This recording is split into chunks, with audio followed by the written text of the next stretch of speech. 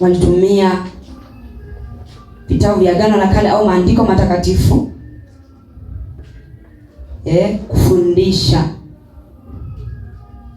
kufundisha ama kuelezea habari za Kristo,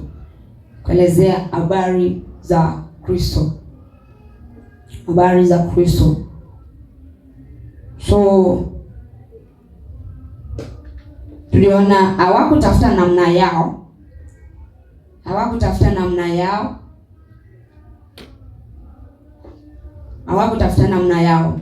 bali walistick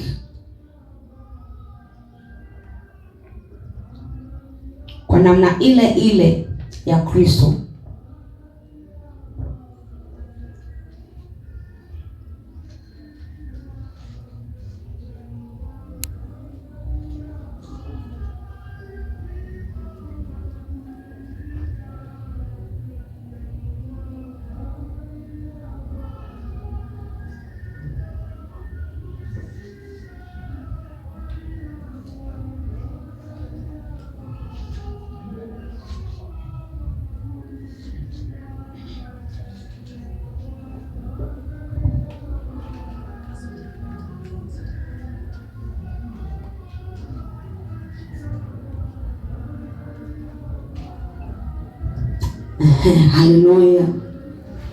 Haleluya.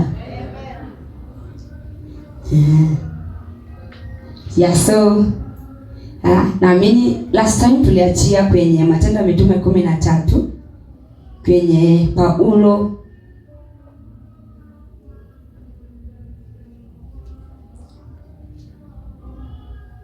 anahubiri Injili. Naamini tuliachia hapo kwenye Paulo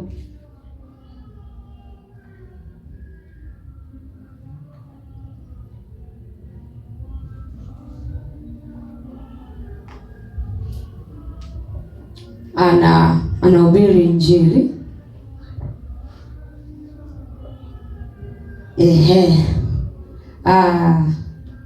13, acha nisome kuanzia 26. Sema, ndugu zangu, wana wa ukoo wa Ibrahimu na miongoni mwenu wanaomcha Mungu, kwetu sisi neno la wokovu huu limepelekwa. Kwa maana wakao Yerusalemu na wakuu wao, kwa kuwa hawakumjua yeye wala maneno ya manabii yaliyosomwa kila Sabato, wameyatimiza kwa kumhukumu.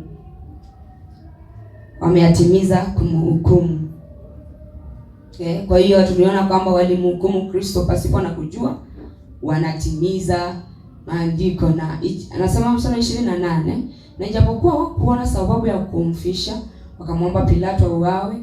Hata walipokwisha kumaliza yote aliyoandikiwa, wakamteremsha katika ule mti, wakamweka kaburini. Lakini Mungu akamfufua katika wafu, akaonekana siku nyingi na wale waliopanda naye kutoka Galilaya hata Yerusalemu, ambao sasa ndio walio mashahidi wake mbele ya watu. Na sisi tunahubiri habari njema ya ahadi ile waliopewa mababa, ya kwamba Mungu amewatimizia watoto wetu ahadi hiyo kwa kumfufua Yesu, kama ilivyoandikwa katika Zaburi ya 2. So tunaona kwamba anataja habari za mateso ya Kristo, kufa, namna ambavyo aliuawa na watu, lakini tunaona baada ya kuuawa hakubaki katika mauti, na kwamba Mungu alimfufua katika wafu. Na pia anaonyesha kwamba hii habari njema ilizungumzwa kama ahadi ilizungumzwa kama ahadi, kwamba anaita mababa kwao, anasema habari njema ya ahadi ile waliopewa mababa. So tunaona ilikuwa ni ahadi kwao, mababa, manake ambao imani kutokea kwenye Agano la Kale, wale ambao waliamini kuhusu habari za Mungu. Wale ambao walimwamini Mungu ndio anarifa. So anasema kwamba hii habari njema ni ahadi. Wao walipewa kama ahadi. Kwao ilikuwa ni ahadi. Manake sio kitu, haikufanyika kwa wakati wao. Haikufanyika kwa wakati wao, na anasema kwamba amewatimiza. So anaonyesha kwamba wakati ambapo Kristo amefufuka katika wafu, ya kwamba ni utimilifu wa ile ahadi ambayo mababa walikabidhiwa ama walipewa ya Mungu kwa kumfufua Kristo kutoka kwa wafu. Ni kutimizwa kwa ahadi. Ni kutimizwa kwa ahadi, manake hapa ndio katika ufufuo ndio roho ametolewa. Roho ametolewa na akakaa ndani ya watu, na hapo ndio kunapatikana ondoleo la dhambi. So anasema kwamba ni ahadi iliyotimizwa kwa Kristo kufufuka kutoka katika wafu. So inatuonyesha hao watu walikuwa na hizo habari, walimwaminia Mungu, walimwamini Mungu.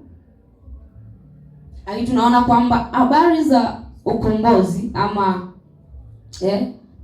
habari za ukombozi katika Kristo Yesu, walimwamini Mungu, walikuwa na hizo taarifa, walikuwa na hizo habari. Lakini tunaona utimilifu wake ni wakati ambapo Kristo amekuja. So kwa ilikuwa ahadi, haikufanyika kwa wakati wao. Haikufanyika kwa wakati wao, bali wao walisema kuhusu Kristo.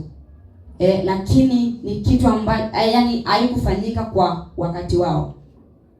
Haikufanyika kwa wakati wao. Ilikaa kuwa ahadi kwao, lakini waliamini Mungu. Ndio maana Petro anasema, Petro wa kwanza 1 10. Petro wa kwanza 1:10.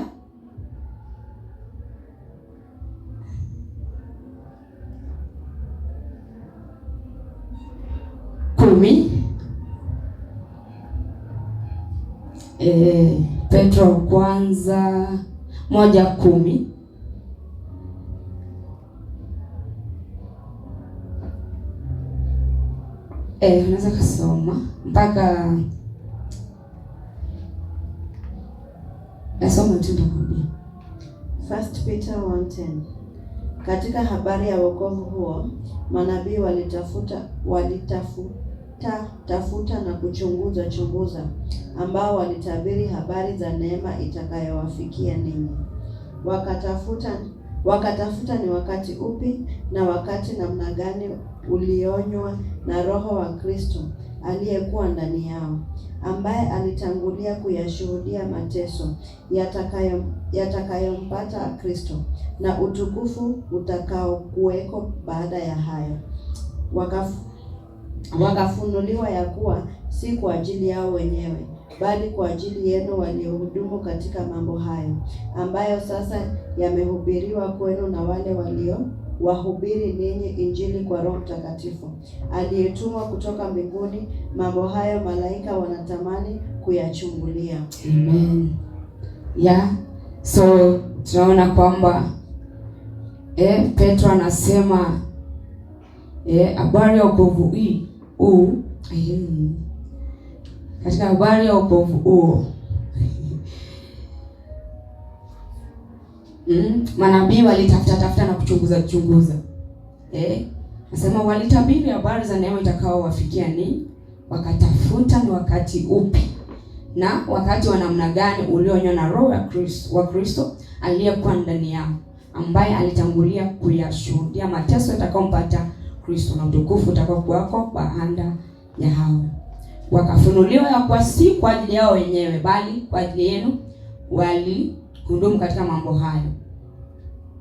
So tunaona kwamba manabii walitabiri, walijua ya kwamba mkombozi atazaliwa duniani, atazaliwa na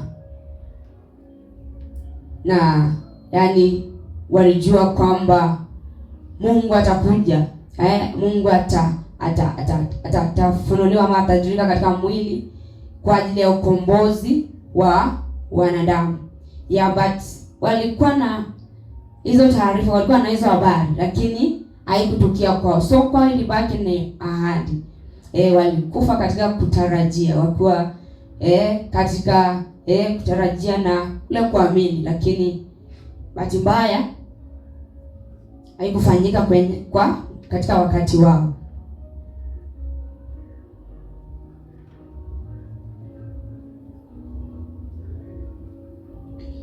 So Paulo hapa kwenye Matendo ya Mitume 13 anawaambia kwamba sasa Mungu alimfufua Kristo, ameshakuja, amekufa na kufufuka.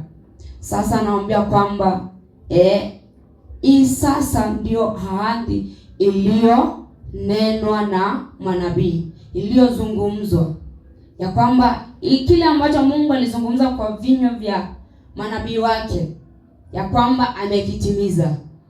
Hajafeli, amekitimiza. Na ndio maana anawahubiria habari zake huyo Kristo aliyekufa na kufuka, na katika kuamini wapokee ondoleo la dhambi, wakaliwe na Roho wa Mungu ndani yao. So anasema, wewe ndio mwanangu, leo nimekuzaa. Wewe ndio mwanangu, mimi leo nimekuzaa. Na tunaona kwamba anazungumzia ufufuo, ya kwamba katika ufufuo hapo ndio Kristo, ama hapo ndio Mungu alizaa. Namna ya Mungu ya kuzaa ni katika ufufuo, kwa kumfufua Kristo kutoka kwa wafu.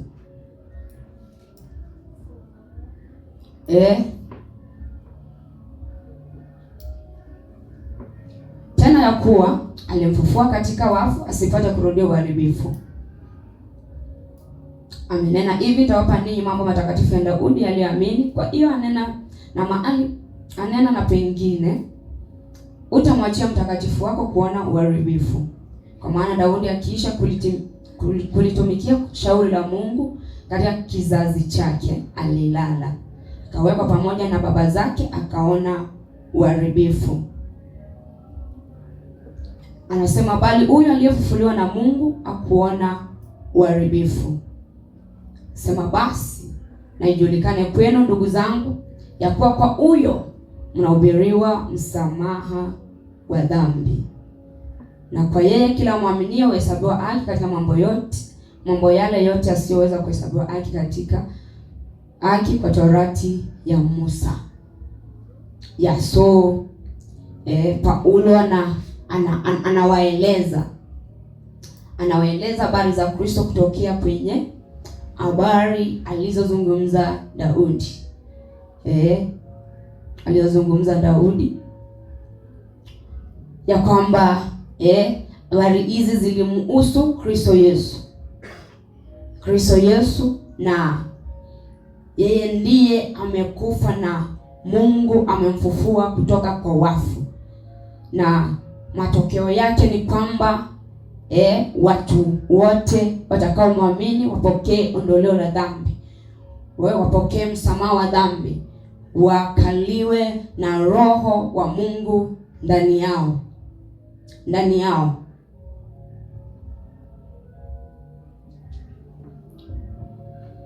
So tulikuwa tunaendelea kuangalia namna ambavyo walihubiri, namna ambavyo mitume walihubiri. Tunaweza tukaangalia Matendo ya Mitume 17 mstari wa 2.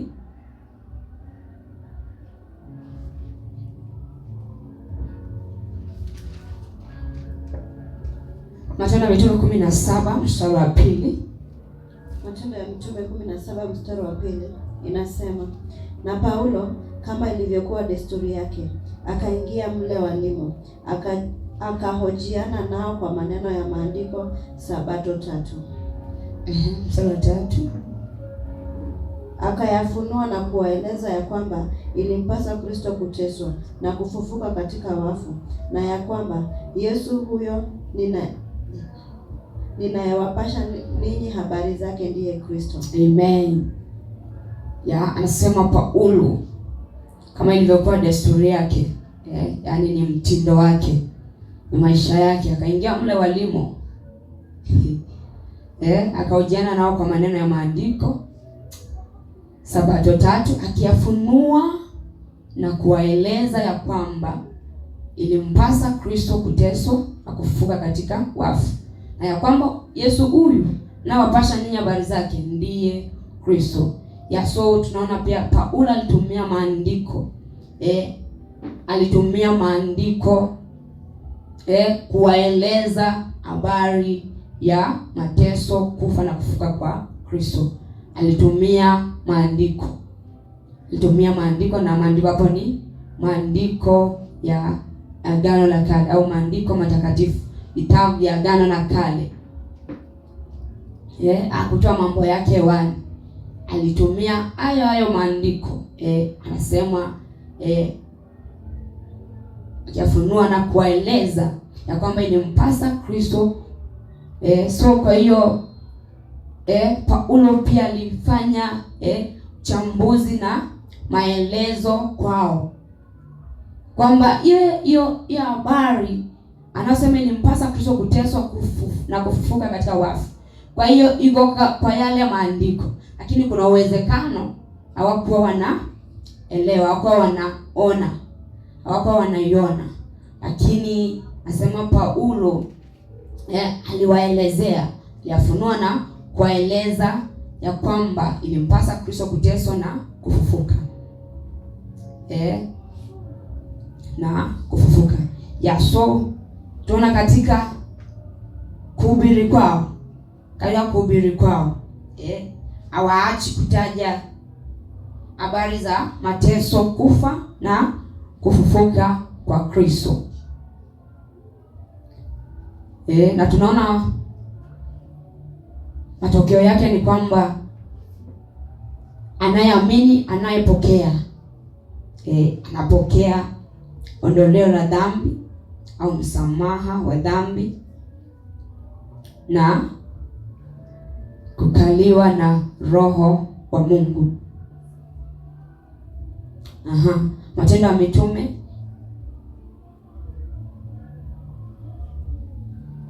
26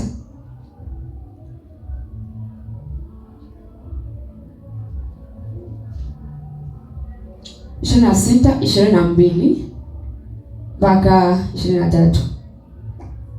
22 nasema, basi kwa kuwa nimeupata msaada utokao kwa Mungu, nimesimama hata leo hivi nikiwashuhudia wadogo kwa wakubwa, wala sisemi neno ila yale ambayo manabii na Musa waliyasema kwamba yatakuwa, ya kwamba Kristo hana budi kuteswa, na ya kwamba yeye kwanza kwa kufufuliwa katika wafu atatangaza habari za nuru kwa watu wake na kwa watu wa mataifa. Amen. Tunaona Paulo pia bado anaendelea kuhubiri. Anasema nimeupata msaada utokao kwa Mungu. Nimesimama hata leo hivi nikiwashuhudia wadogo kwa wakubwa. Habagui. Anasema wadogo kwa wakubwa. So na hii inatuonyesha kwamba injili haichagui aina ya watu. Haichagui aina ya watu.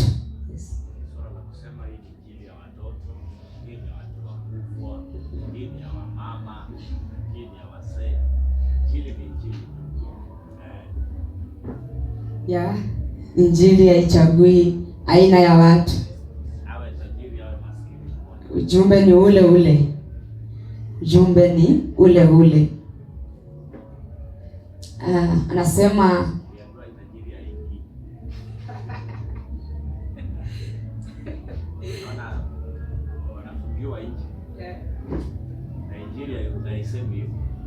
Injili ni ya kila mtu. Tajiri unamhubiria ile ile. Yeah. Yule maskini ile ile. Yeah. Level moja.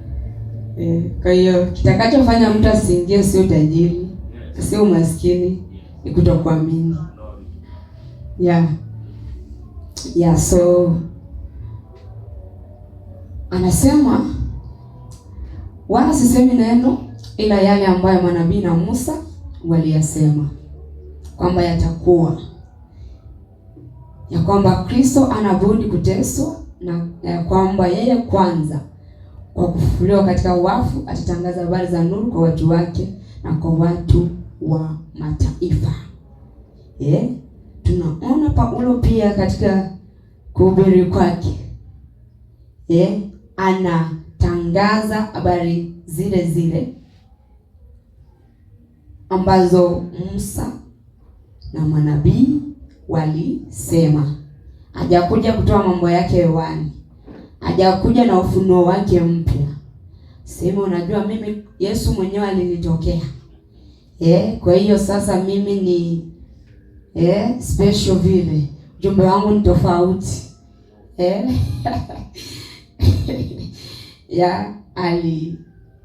Alifundisha pia ama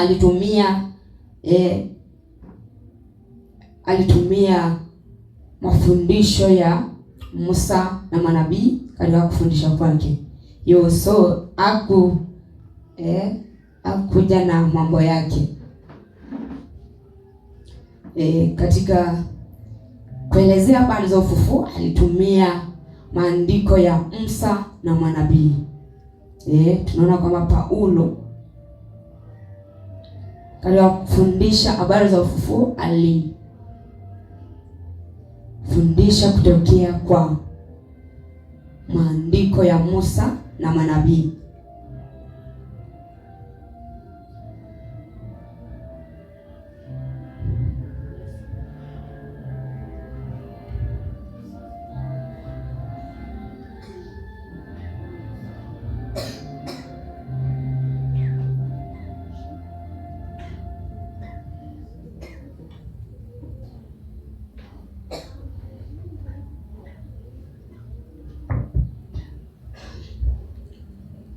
So tunaweza tukaona kwamba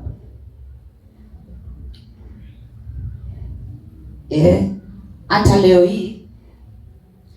leo hii basi kwa kila anayefundisha habari za ufufuo wa Kristo, msingi wetu ni Musa na manabii. Msingi wetu ni Musa na manabii.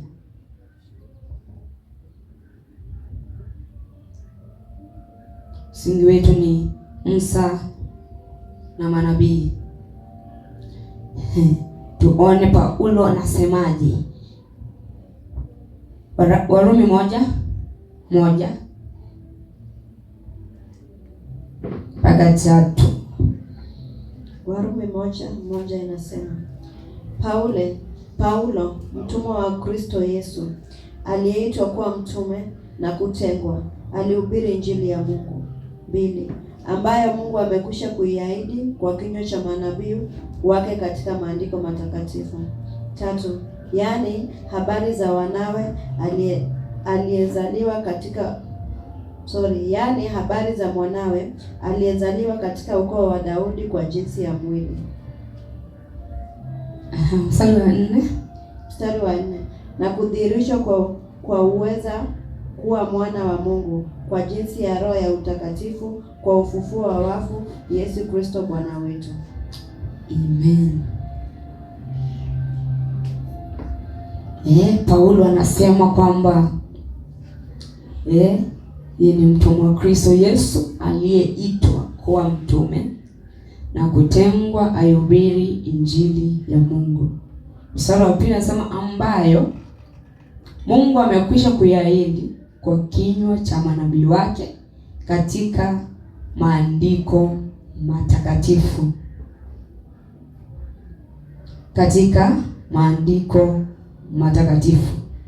So Paulo anatuonyesha kwamba kila ambacho anaita injili ya Mungu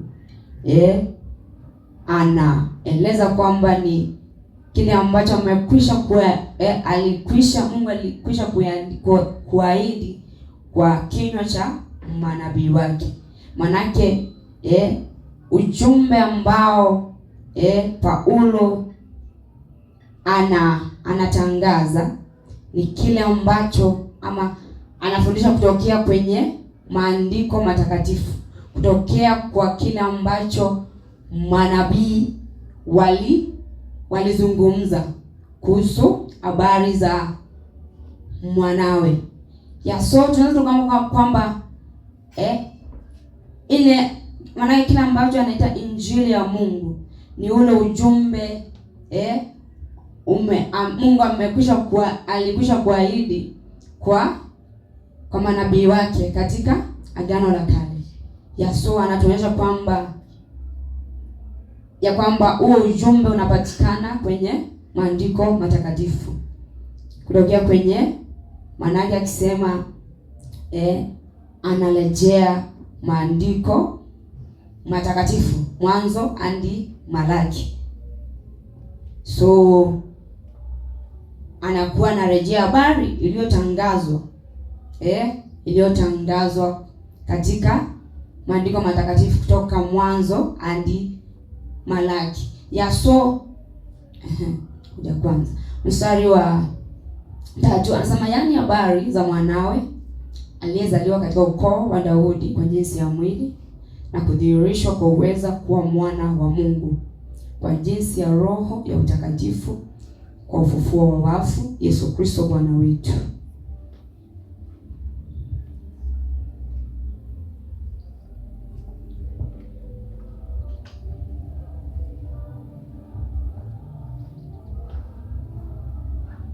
So tunaona mstari wa 3 anaeleza kile ambacho ametaja hapo juu. Anaeleza ni kwamba ni kile ambacho kiliahidiwa kwa vinywa vya manabii.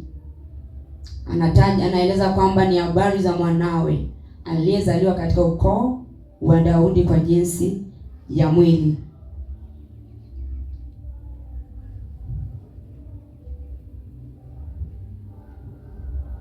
So tunaona mstari wa 3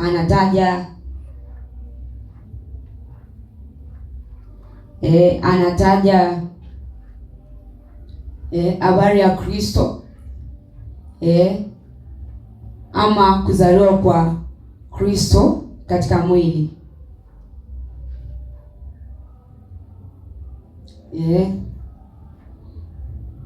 Anataja habari kwenye mstari wa 3, anataja habari za kuzaliwa kwa Kristo katika mwili. Alafu mstari wa 4 anasema na kudhihirishwa kwa uweza kuwa mwana wa Mungu. So mstari wa 4 anazungumzia kuhusu kudhihirishwa kwa Kristo kuwa mwana wa Mungu kwa nguvu, kwa ufufuo kutoka kwa wafu. So Paulo anataja kule ambako Kristo ametokea kwenye historia ya kimwili na pia anazungumzia kudhihirishwa kwa Kristo, kudhihirishwa kuwa mwana wa Mungu kwa nguvu, kwa ufufuo kutoka kwa wafu.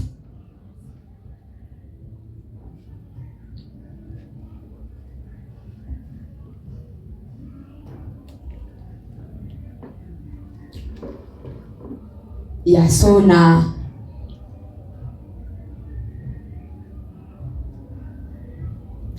so na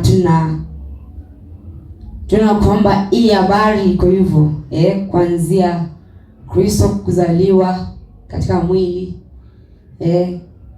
kuteswa, kufa na kufufuka kwake.